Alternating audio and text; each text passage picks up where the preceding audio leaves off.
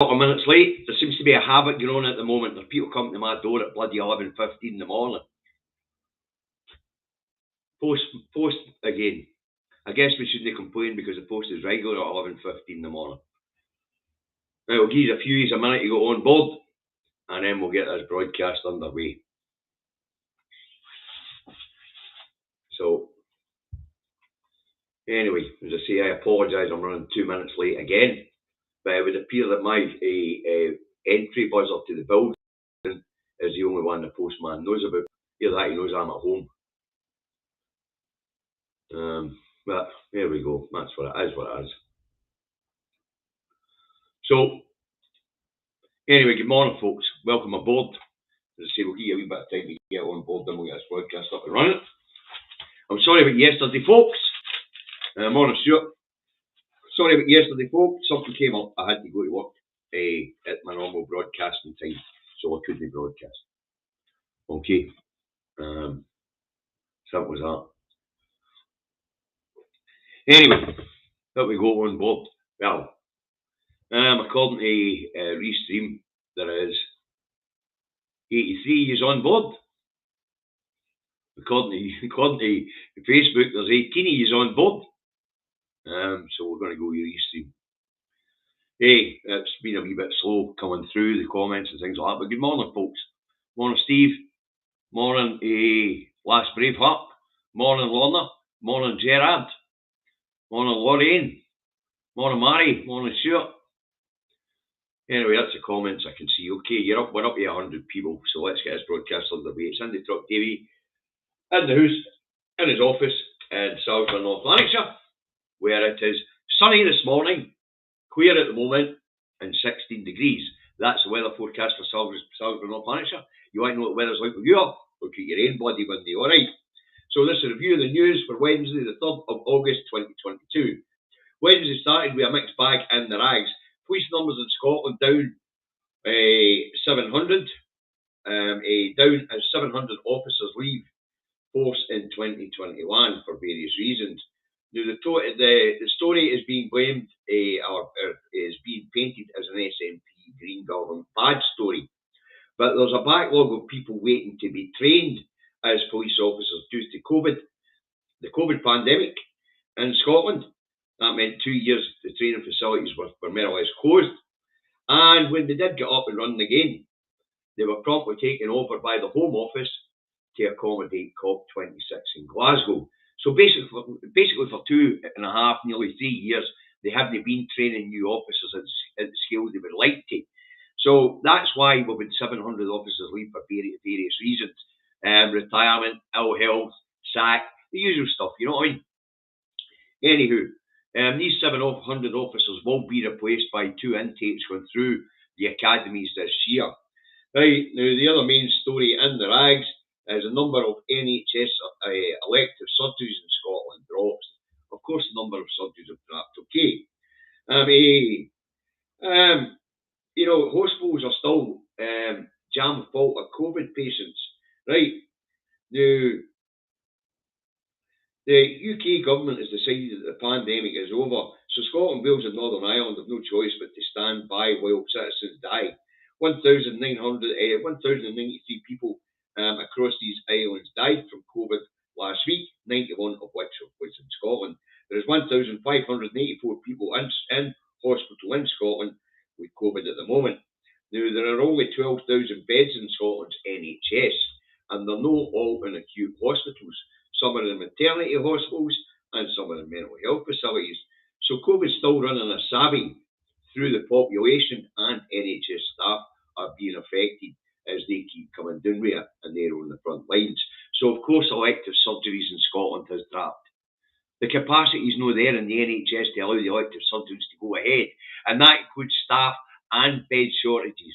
And the other thing is, of course, people are getting stuck in hospital because getting care packages for them is difficult because the MSM is bummed up the mainstream media in Scotland has made the care sector look as if it's a shite place to work. So people don't want to go work in the care sector. All right. Right, moving on.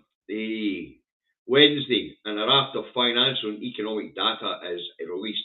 All predict a recession, and Bloomberg's the economics media outlet claims the UK is already in recession. The Bank of England are expected to hike interest rates by 0.25% or 0.5% today, in an attempt to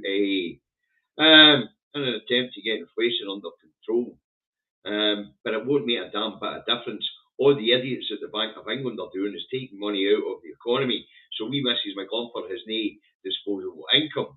Now, the National Institute for Economic and Social Research, Department of Economics, predicts stagflation, with inflation peaking at 11%, then falling back and sticking at 8%.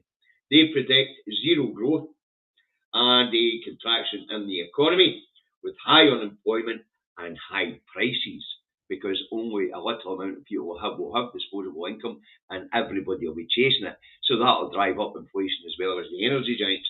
The National Institute for Economic and Social Research also says that the power companies and the energy companies are driving the bloody inflation. But we know that. Right, so recession coming, according to all your economic outlook or economic data, and according to Bloomberg, we're already in a recession. Absolutely bloody right. Right, moving on. Wednesday, and Jason Rees-Mogg is on the telly to continue the big lie, as my partner in crime David Milligan blogged about yesterday. All right. Now, what Moggy's saying is Scotland's education system is being run down and knackered by the SNP Green government, and he's also saying that the NHS is run down. Okay, but we all know that shite. Under the SNP, Scotland's education system is flourishing. Now, Mr. Mogg wasn't challenged on this push by the MSM, but the truth isn't hard to find. According to Eurostat, Scotland has the highest educated population in Europe. Our kids are slow off the mark, but as they end secondary school education, the school leavers are the best educated in the UK. And that's why the number of uni courses are also up 8.6% in Scotland from 2020 to 2021, and there is 16.7% more students from the private backgrounds going into universities. The fact that we don't charge Scottish students tuition fees helps. In comparison, less English people per capita are attending universities and have got degrees because it's too bloody expensive. All right. Now, the state of the schools down that road, well, the schools are being privatised and taken out of the hands of local authorities, and the infrastructure is being given over to the private sector, school by school. Now, when a school fails, the education department's visits down that road, they're forced into private boards to be run. They're taking out the hands of the public sector down that road and giving it to these quangos that have been set up. And they're also stealing the title deeds to the infrastructure that was paid for by all the people in England to build the bloody schools, because the deeds to these schools have been taken off the local councils and handed out to these private boards that have been set up down that road. It's no Scotland's education system or NHS that's in the doldrums. It's bloody well England's. Now, as to the NHS up here being shite, well, Professor John Robertson, he went and had a wee look at the Prime Minister's constituency in the accident emergencies in the prospective Prime Minister Liz Truss's constituency of Norfolk, and had a look at the accident emergency services in Glasgow. And it turns out that accident emergency in Glasgow is 68, get this, a whopping 68% faster and more efficient in dealing with patients than NHS Norfolk, where Liz Truss is the MP. So the big lie goes on, as we all know, and as Dr. Philippa Whitford put Sophie Ridgely straight on this when she was on her show, and they were banging on about education up here in NHS up here.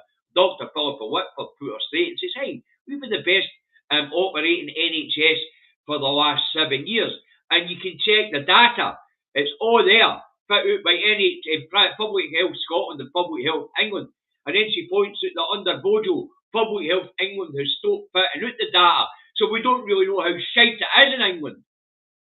What we do know is Davy drove 500 miles to take David Milligan to a Scottish hospital because the one in England where we were was run down, the building was dilapidated, it was bogging, and it had an 8-hour wait to be seen by a doctor.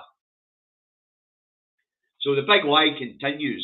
They keep trying to convince the Scottish people that the Scottish government are misusing Scottish funds and are running down Scottish services. Truth is, of course, the funds are set in fucking London, and our services right across the board, as I pointed out on Tuesday, are manifestly better. We don't pay for prescriptions. We give the children £20 a week uplift. We have a baby box. We have cheaper council tax. We don't pay tuition fees. We don't have bridge tolls or road tolls. We don't pay for water by the litre. These are political decisions. And it's up to the English people to stand on the English government's fucking neck if they want these things. Because we're not subsidised. We raise that money ourselves through income tax. And we do it because we have a far better income tax system. We have 5 bands, spreading the burden more evenly across the whole population. And it actually brings in £500 million more than if we only had the English 3 bands. Wow. Right, moving on. Wednesday, and the MSM goes into false rage over BP's profits. BP posted profits of 12.9 billion, of which 6.9 billion was raised from UK waters. Oh, sorry, Scottish waters.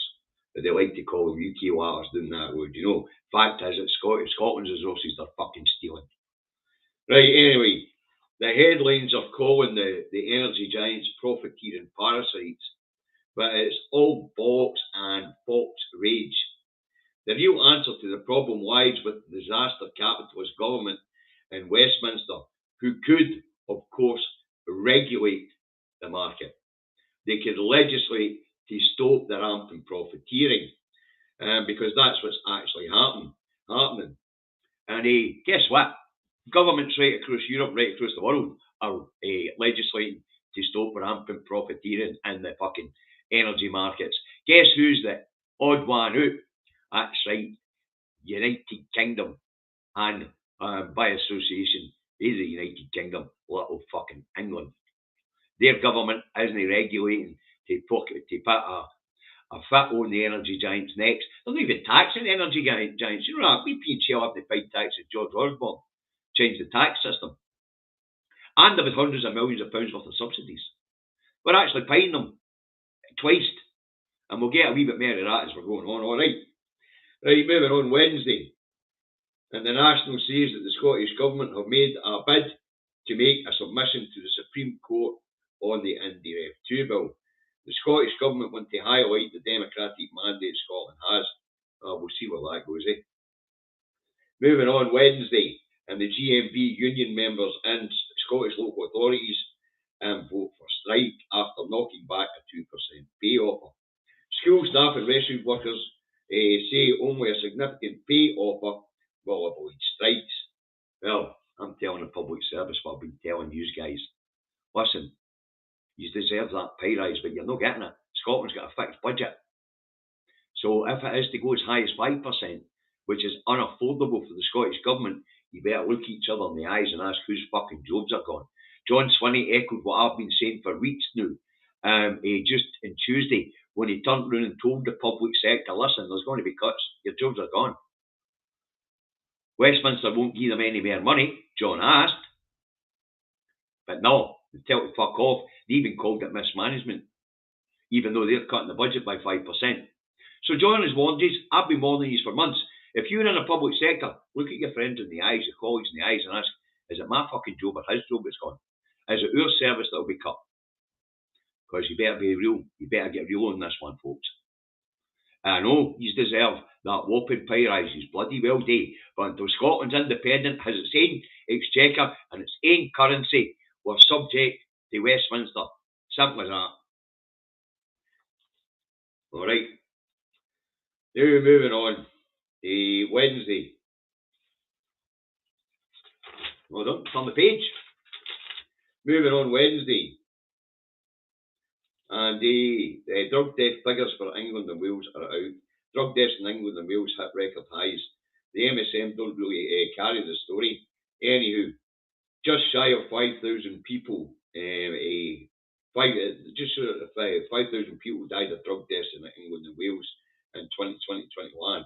The actual number was 4,859, or 84.4 deaths per million of population. Although Scotland's drug deaths figures are higher per capita, Scotland's drug death rate is declining.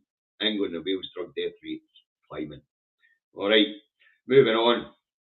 And down that road, Kent County Council want the Port of Dover moved to alleviate the gridlock in the county. Councillor David Brazier of the Tory party says the port should be moved to another bigger location, but he didn't say where. So the idiots in Kent who voted for Brexit knew they want the port moved because of Brexit. Jacob Rees-Mogg, a disaster capitalist and leader of the militant European Reform Group, is pillared in the press for saying there would be no Brexit delays in Dover pre the Brexit referendum in 2016. And he then says the problems are created by France. I don't remember France asking to take control of their fucking borders back to the EU. I think you'll find that little England is guilty of that. Anyway, Moggy of the ERG, people doing that road, he was one of the people doing that. Moggy and the ERG were the people who doing that road conned the little English people into voting for Brexit because they knew they were ill-educated and they could fucking well lie to them. The masses doing that road don't seem to be paying attention. The chattering classes were paying attention. But the fucking masses are that poorly educated, and the system would be designed that way so that the masses were that poorly fucking educated. They didn't know they were voting against their own fucking interests.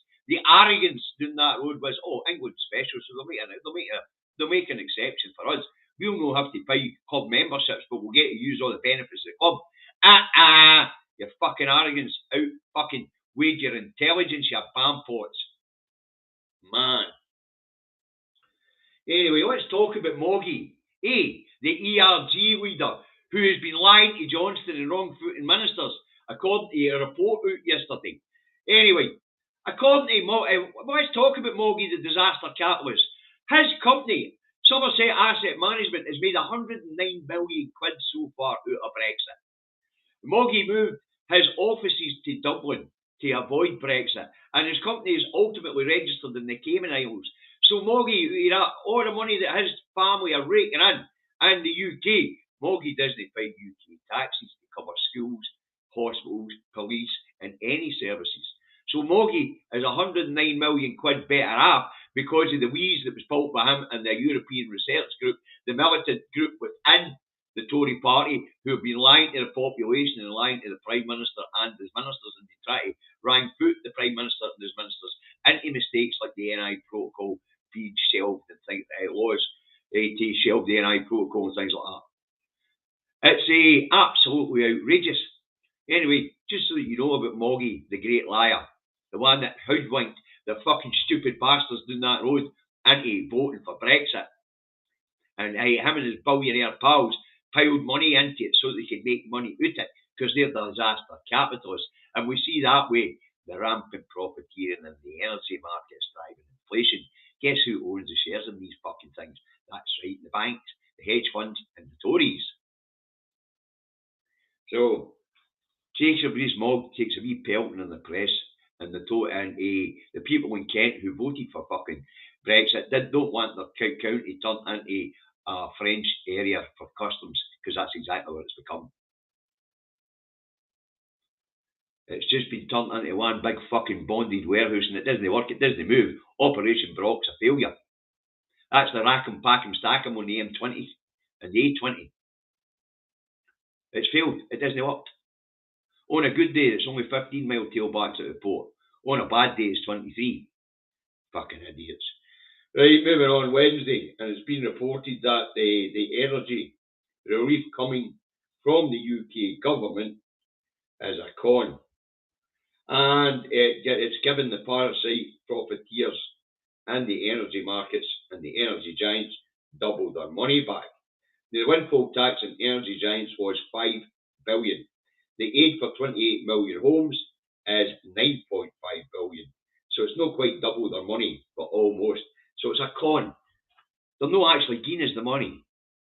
They took 5 billion supposedly as a windfall tax, and they're honing back 9.5 million to the energy companies. We're being ripped off again. It's a transfer of your money to the big giants again. Mental. Anyway, they're getting away with it somehow.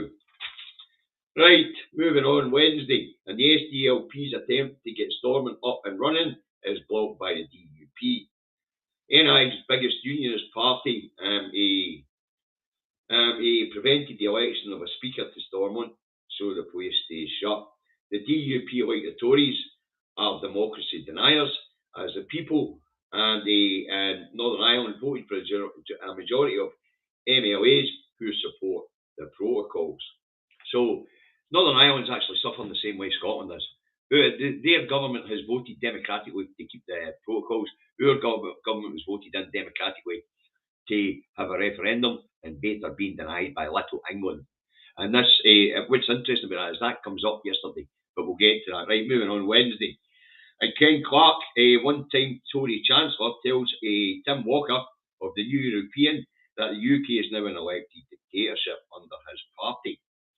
And he's pretty sure it will stay that way no matter which party gets into power, because the powers which have been centralised in the Cabinet Office won't be returned to the Commons under any party. So what they're saying is that the democracy's fucked. What Ken Clark's saying is democracy fucked down that road. And it is. And we'll get to that, right? Moving on. Wednesday. And the fallout from Truss's attack on Scotland's First Minister continues. Leading the charge is LBC's James O'Brien, who asks, who the hell was Truss trying to impress? Gone at the democratically elected leader of Scotland.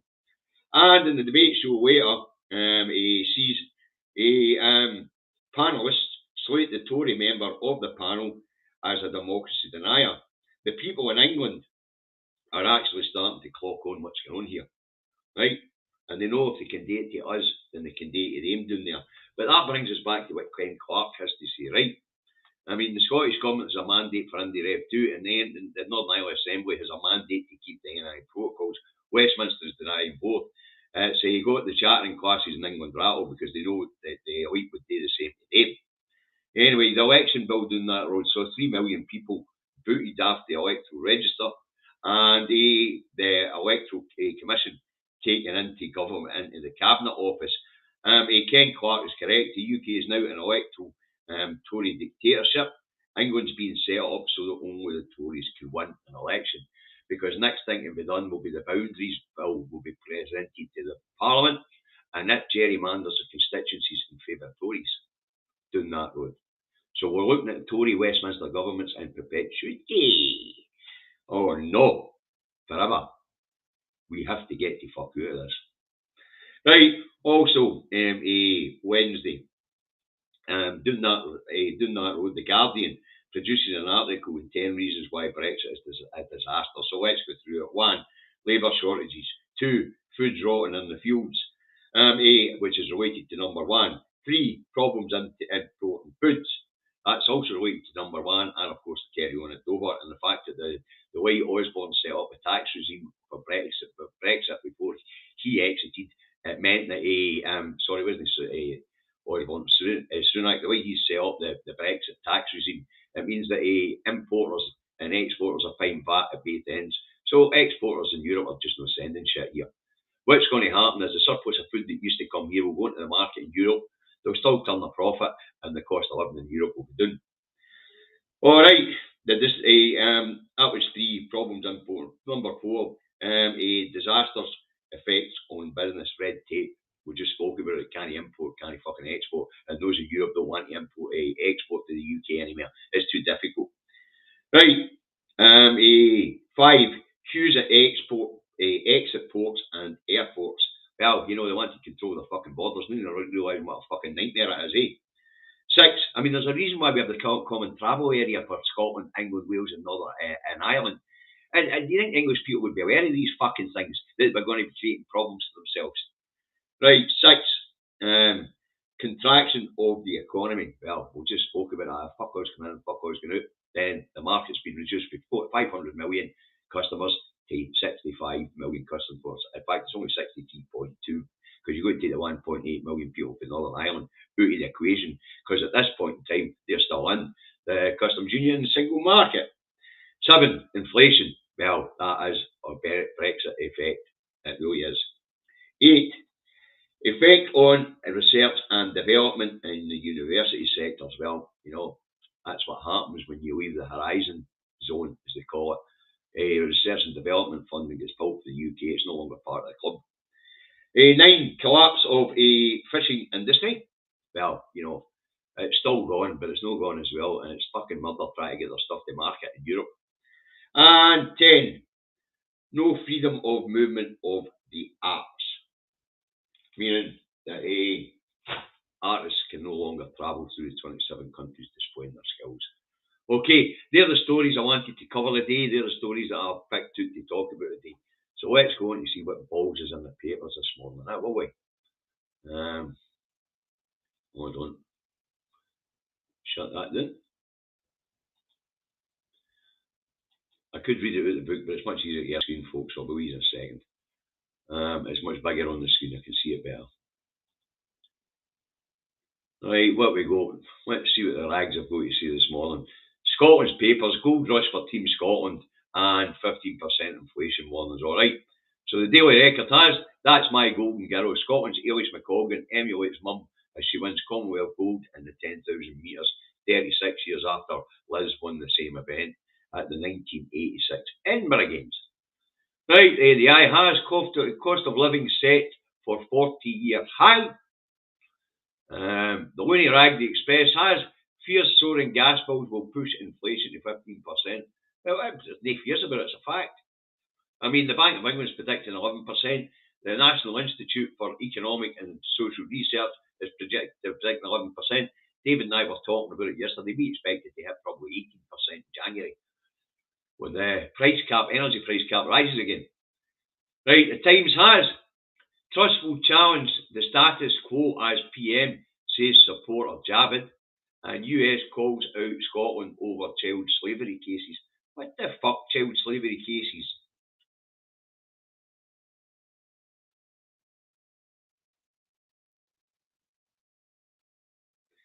The Times leads with a report that by the US State Department, which singles out Scotland over the number of child slavery victims facing criminal charges for crimes they were forced to commit by traffickers.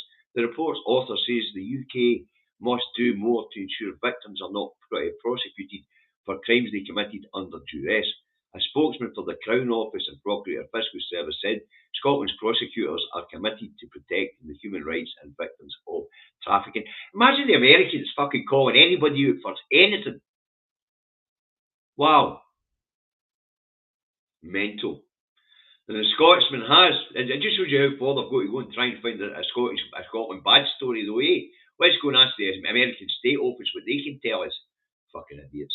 The Scotsman has Javid backs Truss as she extends lead over Sunak. Latest polls have Truss in number 10. She's 60% likely to win. The National goes with Sunak could criminalise yes voters.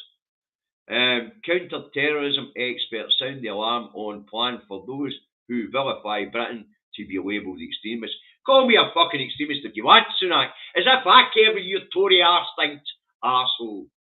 And pressure ramped up on Ross amidst silence on Truss and Sturgeon. Truss and Sturgeon. Pressure ramps up on Ross. Ross is a fucking irrelevance in Scotland. The Tories are irrelevant in Scotland. And if Sunak wants to brand me a terrorist, he can bring his anti-terror squad up the fucking road and they'll put their arses for them. Wow. The Herald has calls for more cash to end bitter council dispute. Sunak said no, there isn't any more fucking cash. So council workers, get your feet wrapped in it. If you're wanting an inflation busting pay rise, you're losing your colleagues and maybe even losing your own fucking job. The Daily Telegraph has wealthy Scots among ranks of lockdown lawbreakers. Of course it was. The fucking elite didn't think the rules applied to them. They still fucking don't. Bojo's the prime example of it.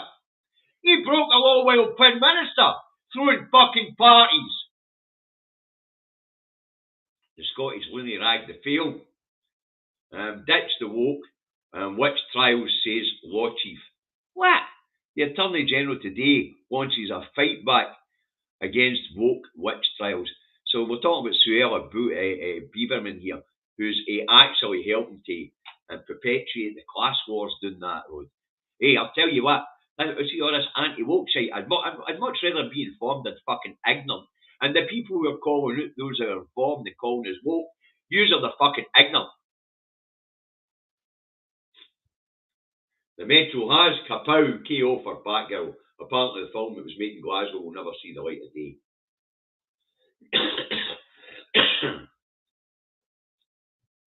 And where's the Star? The Star of Scotland. MacArthur abuse. James is top target for Premier trolls. The Daily Star of Scotland leads with a football story saying that James MacArthur endured the most Twitter abuse of any Scottish footballer in the English Premier League last season.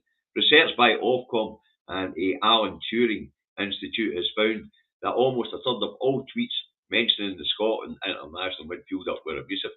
Who cares? Wow. Jeez, oh. Well, that was fucking hard toil. So it is. Absolute hard toil. We're still being gaslighted. And mostly it's pish. Especially Moggy with the Scottish education system's failing and the NHS up here's failing. When the actual facts are there to be seen, all we do by Public Health England and Public Health Scotland. Scotland has outperformed England in NHS services for the last 9 years. And we've got the highest educated population in Europe per capita. And guess what? We're being gaslighted by Moggy and that. They're trying to keep the big lie going so the fucking idiots in England don't realise what's going on. So once again, just to make it clear to the idiots in England, we have got a much better social contract with the Scottish Government than you have with Westminster Parliament. And it's policy choices, and you're voting for these idiots. We don't pay for prescriptions. We get the bus pass at 60, but under 22-year-olds don't pay for bus transport at all. We have every baby born that's given a baby box with contents that kids at the best start in life. We have lower council tax. We don't pay for our water by a bloody litre the way you idiots do. We don't pay road tolls the way you bampots do. The reason why England's such a shithole is because you people won't take your head out your ass long enough to look at a manifesto and vote for somebody who's going to do something for you. The reason why the Scottish people have got life so much better is nothing to do with subsidies for used bombs. It's got to do with the fact we've redesigned our tax system and we vote in people who actually care for the people of Scotland. Whereas you spanners still dock your hat to your betters. And the class war doing that was being perpetuated by the fucking idiots that you voted in. Wow. Anyway, where am I?